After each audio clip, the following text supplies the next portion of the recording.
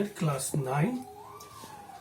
ऐसे तो पालमपुर गांव की कहानी पहला चैप्टर है इकोनॉमिक्स का स्टार्टिंग है आप लोग का, और बहुत सारा वीडियो हम पालमपुर गांव की कहानी का बनाकर भेज चुके हैं। चैप्टर उसमें सारे टॉपिक को हम डील भी कर चुके हैं, लेकिन कुछ स्टूडेंट्स की मांग पर फिर से एक बार थोड़ा सा समरी टाइप में इसको रिवाइज करना है। As we know that Palampur गांव की कहानी वर given to students in this chapter, in this subject, to understand the concept of economy and economics. As we know that Palampur is a hypothetical village, there were no real village. It is a hypothetical village, and through this hypothetical village, author willing to express the idea of economy and concept of economy to all students. Thus, because from this class we're going to start a new subject, economics, so we have to understand what is economics, why a subject economics emerged. As we know that economics in all over subject, economics is most recent subject, and economics appear to state us that how we can, because in terms of our needs and wants, our resources are scarce, as we know, and everybody not capable to fulfill its all types of necessity, because resources are scarce. अगर resources बहुत ज़्यादा abundant quantity में होते तो car की भी कीमत 100 रुपये होती, फ्रिज की कीमत 50 रुपये होती, and everyone avail these goods, and there were no problem at all in this whole world. But situation is not exactly this. The reality is resources are scarce and our needs and wants are unlimited. In this, we have to be adjust our life according to some themes, and economics provide that themes. Economics status that how we can fulfill our various and differentiated needs with scarce resources and their alternative uses. Resources are scarce, which is a problem. But there alternative uses, यानी जैसे दूध है तो दूध का हम बहुत सारा चीज कर सकते हैं, चाय बना सकते हैं, मिठाई बना सकते हैं, खोआ बना सकते हैं, पनीर बना सकते हैं. तो that is alternative uses of resources, and that alternative uses of resources create a problem more complicated, because due to alternative uses of scarce resources we have to be made choices among our needs, that which choice or which need going to be fulfilled very first. Thus economics gives us an idea कि what should be fulfilled very first. तो economics अर्थशास्त्र एक विषय वस्तु के रूप में हमें यह बताता है कि हम किस प्रकार से अपने सीमित संसाधनों से अपनी असीमित एवं विभेदीकृत आवश्यकताओं की पूर्ति कर सकते हैं. That thus economics is a sense. Economics is a sense of selection among various needs and use of scarce resources. The next is economy. अर्थव्यवस्था क्या है? अर्थव्यवस्था हमने कहा कि अर्थ का मतलब होता है रिसोर्स, और व्यवस्था का मतलब हम लोग जानते हैं कि सिस्टमेटिक अरेंजमेंट. तो अर्थव्यवस्था का मतलब हो गया systematic arrangement of square resources. अर्थव्यवस्था का मतलब, व्यवस्था का मतलब हम लोग जानते हैं सिस्टमेटिक अरेंजमेंट होता है, अर्थ का मतलब रिसोर्स होता है. तो why there is need to be systematic arrangement of resources? Because resources are scarce, thus there is need to be systematic arrangement of resources, and that is economy. और अर्थव्यवस्था का सबसे सिंपल और सबसे स्मॉलेस्ट एग्जांपल हमने कहा था कि वो हमारा फैमिली है. Family is the smallest and simplest example of economy. Economy में हम लोग देखते हैं फैमिली में कि हम लोग 5-6 आदमी एक साथ रहते हैं, और एक आदमी पापा कमा कर लाते हैं, और फिर उससे माँ जो है वो पूरे महीने भर का उस काम चलाती है. आपका फीस है, आपका ड्रेस है, कॉपी किताब है, दूध वाले का पैसा है, रोज का सब्जी, everything is managed by mother in a family economy. उसी तरह से बिहार की अर्थव्यवस्था नीतीश कुमार चला रहे हैं, भारत की अर्थव्यवस्था मोदी चला रहे हैं। तो अर्थव्यवस्था का मतलब है कि जो अब मोदी के सामने भी एक समय में बहुत सारी समस्याएं हैं। भारत में गरीबी है, बेरोजगारी है, निरक्षरता है, आधारभूत संरचनाओं का विकास है, लेकिन एट ए टाइम सब कुछ नहीं हो सकता है क्योंकि रिसोर्सेज स्केयर हैं। Thus Indian government have to be plan कि क्या करे कैसे करे, how to resources use carefully and systematic to improve our economy. तो पालमपुर गांव की भी एक अर्थव्यवस्था है जहां पे लगभग 450 परिवार रहते हैं। मुख्य पेशा जो है वो कृषि है और उसमें भी बहुत सारी समस्याएं हैं जो इस चैप्टर में बताई गई हैं। अब अगला है कि पालमपुर में मुख्य कार्य कृषि है। कृषि एक उत्पादन का कार्य है। तो सबसे पहले हम लोग देखते हैं कि प्रोडक्शन क्या है, उत्पादन क्या है। जैसा कि हम लोग जानते हैं कि हम लोग खाली हाथ आए थे, खाली हाथ जाते हैं। कोई भी हम लोग कुछ न लेके आए हैं न कुछ लेके जाएंगे। तो एक सुई से लेकर एक एरोस्पेस तक जो भी आप देखते हैं इस दुनिया में, वो यहीं के वस्तुओं से, यहीं के संसाधनों से बना है। तो what is production exactly? Production is just creating utility in anything. किसी वस्तु में उपयोगिता का निर्माण करना ही उत्पादन है। जैसे जंगल में पेड़ है, लकड़ी है, और हम उसको काटकर लाकर अपने लिए उपयोगी बना लिए, चेयर बना लिए, तो हम कहते हैं कि हमने कुर्सी का उत्पादन किया। तो what is production? Production is just a process of creating utility in anything. अब है कि ये उत्पादन का कार्य होता कैसे है। तो there are factors of production: land, labour, capital और एंटरप्रेन्योर। Who is entrepreneur?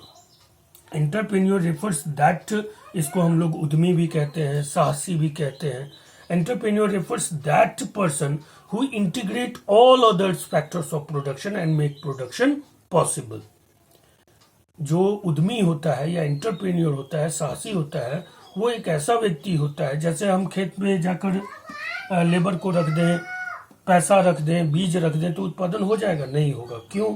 क्योंकि एक आदमी चाहिए जो इन सारे उत्पादन के साधनों को समन्वित करके उत्पादन का कार्य संभव करे। तो that person is entrepreneur. Entrepreneur take risk. Entrepreneur इसलिए महत्वपूर्ण होता है क्योंकि वो उत्पादन का जोखिम लेता है और इसलिए उसका जो रेम्यूनरेशन होता है वो प्रॉफिट होता है। अगर उस उत्पादन में घाटा होगा तो भी वो उसका वो घाटा वो एंटरप्रेन्योर कैरी करेगा, और अगर उसमें लाभ होगा तो भी वो वही कैरी करेगा। तो entrepreneur refers that person who integrate all others factors of production and make production possible. तो प्रोडक्शन क्या है? Creating utility in any thing. Production is completed by through the contribution of factors of production, that is land, labor, capital and entrepreneur. That is known as organization of production. अब उत्पादन के इन चार साधन तो मूल रूप से हैं, लेकिन इनको फिर हम लोग अलग अलग साधनों में बांटते हैं: फिक्स फैक्टर्स और वेरिएबल फैक्टर्स। वेरिएबल फैक्टर्स को हम लोग वर्किंग फैक्टर भी कहते हैं। फिक्स फैक्टर को हम लोग भौतिक साधन भी कहते हैं, जिसको भी जो टेंजिबल है, जिसको हम टच कर सकते हैं, देख सकते हैं। फिक्स फैक्टर्स क्या है? तो फिक्स फैक्टर जैसा कि नाम से स्पष्ट है, स्थिर साधन। Those factors which can not change और varies with the variation in production amount is known as fix factor. जैसे जमीन का एक टुकड़ा है, अगर मान लीजिए कि 5 कट्ठा का टुकड़ा है, तो ये 5 कट्ठा का टुकड़ा स्थिर है। इस पे हम 40 केजी का भी उत्पादन ले सकते हैं और अच्छा से खेती करें तो 80 केजी का भी उत्पादन ले सकते हैं।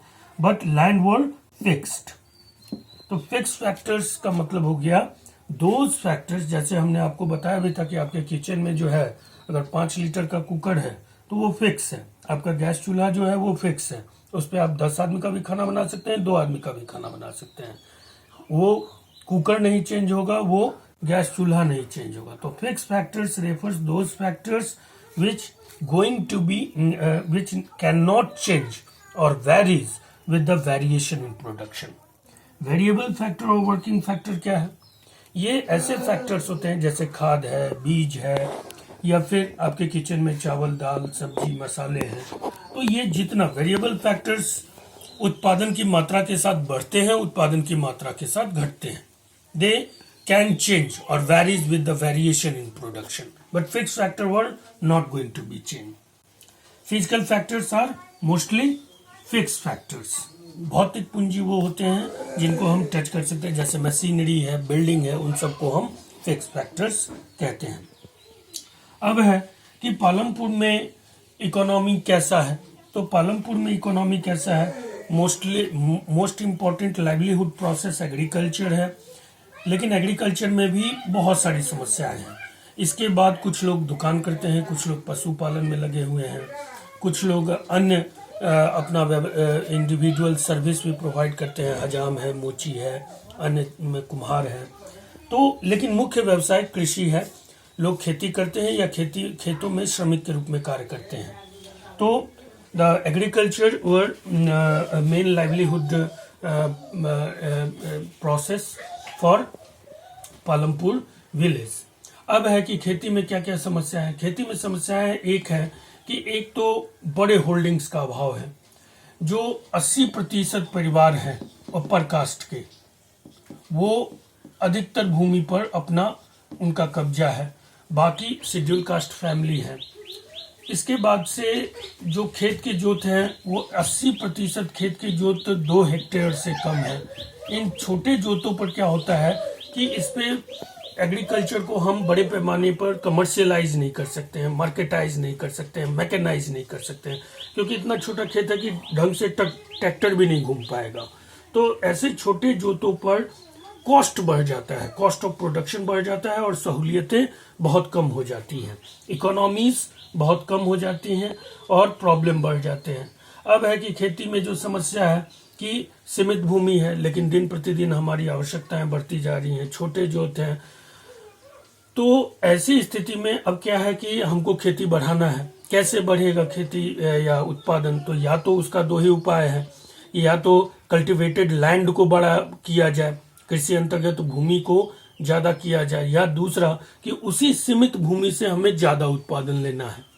तो उसी सीमित भूमि से, इसके लिमिटेड लैंड से ज्यादा उत्पादन के लिए बहुत प्रयास करते करते 1965 के दशक में एक ग्रीन रेवोल्यूशन आया HYV सीड्स का, जिसका आविष्कार एसटी नॉर्मन बोरलॉग ने किया। एसटी नॉर्मन बोरलॉग ने किया। तो ये जो है green HYV seeds, high yielding variety seed, उच्च उत्पादकता वाले बीज, इन बीजों के कारण उत्पादन में अभूतपूर्व क्रांतिकारी परिवर्तन हुआ। और जो अभूतपूर्व होता है, अनएक्सपेक्टेड होता है, उसी को हम क्रांति की संज्ञा देते हैं। तो ग्रीन रेवोल्यूशन हुआ और इसके कारण उत्पादन 30 गुना तक बढ़ गया। लेकिन ग्रीन रेवोल्यूशन भारत के सभी राज्यों में तो सम रूप से सफल नहीं हुआ, खास करके पश्चिमी उत्तर प्रदेश, दक्षिण भारत और कुछ पूर्वोत्तर में ये सफल रहा। और फिर ये आलू में, गेहूं में और मक्के में ज्यादा सफल रहा। ग्रीन रेवोल्यूशन के साथ बहुत सारी समस्याएं भी पैदा हुई कि ग्रीन रेवोल्यूशन के बाद कृषि जो परंपरागत रूप में बहुत कम कॉस्टली थी, लोग पिछले साल के बीजों का उपयोग कर लेते थे, किसान आराम से खेती कर लेते थे। लेकिन ग्रीन रेवोल्यूशन के बाद खेती महंगी हो गई। यानी अब ग्रीन रेवोल्यूशन केवल HYV seeds are not enough to give that type of productivity. इसके साथ हमें प्रॉपर रूप में इसको इरिगेशन फैसिलिटी देना था, मशीनरी का यूज करना था, कीटनाशक पेस्टिसाइड्स का यूज करना था, फर्टिलाइजर्स का यूज करना था, प्रॉपर इसका पूरा प्रोसेस करना था। तो ये खेती महंगी हो गई, खाद बीज इत्यादि महंगे हो गए, सिंचाई महंगी हो गई, जिसमें छोटे किसान अपने आप को असक्षम पाने लगे। तो उनके लिए सरकार ने बैंकिंग सुविधा और ऋण की सुविधा शुरू की। ADB, agriculture development bank of India, NABARD, national bank for agriculture and rural development, RRBs, regional rural banks, क्षेत्रीय ग्रामीण बैंक इत्यादि के द्वारा किसानों को लोन दिया गया। लेकिन समस्या केवल यहां तक सीमित नहीं रही।